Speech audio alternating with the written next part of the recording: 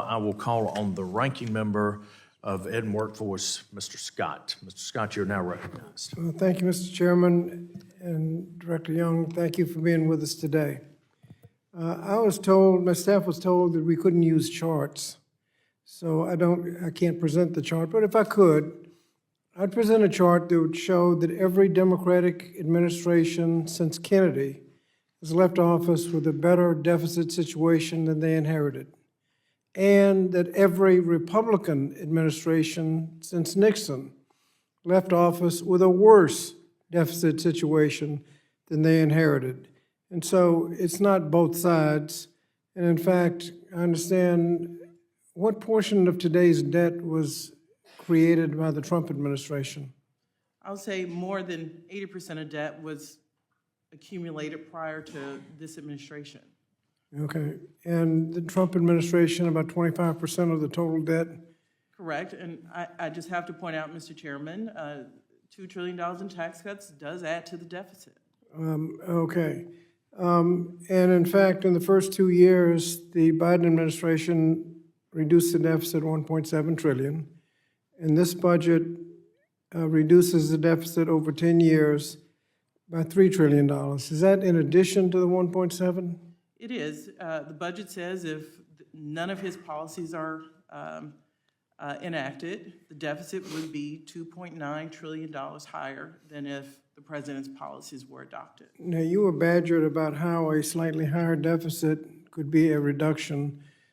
Your reduction is if you'd done nothing. If you've done nothing. Compared to doing nothing, your budget deficit would be about $3 trillion less than what it would have been.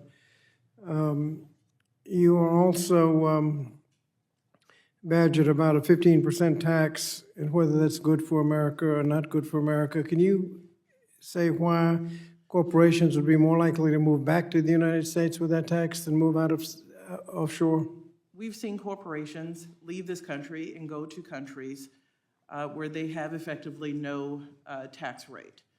We believe, and Secretary Yellen has worked with our partners across the globe, that establishing this minimum global tax will bring companies back to the United States because those tax shelters will no longer be available to them. Thank you. You've also been badgered about evidence that welfare reduces jobs. Are you aware of the studies that show that if you give a little bit of support to those who are unemployed today, they're actually more likely to get a job than if you don't supply that little support?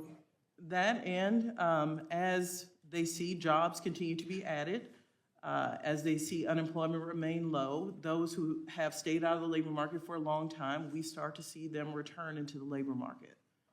And that has nothing to do with whether or not they get little minimum benefits that may be available? It does not. I'll point out unemployment insurance may make up half of a person's salary. And in fact, when some states eliminated the unemployment benefit under the American Rescue Plan, the additional $600, when some states eliminated that, were those citizens more likely to go back to work than those states that continued the $600? So we now have data. Those states who chose to turn off those benefits saw no more of a boost to their labor participation or unemployment rates than those that kept the enhanced benefits. And in fact, they saw less economic activity because those people with unemployment benefits are more likely to spend every dime they got. That goes right back in the economy and stimulates the economy. Does your budget protect Social Security, Medicare, and Medicaid? Congressman, Social Security and Medicaid, this budget ensures that no benefits would be cut. In Medicaid, we would actually add benefits, for example, for women to make sure they'd have 12 months of postpartum coverage. We've seen terrible, terrible statistics out of COVID that pregnant women are seeing a 40% increase in deaths. So we're doing more in that space. And in Medicare, we've talked about a lot. We would extend the solvency by at least 25 years. And Social Security?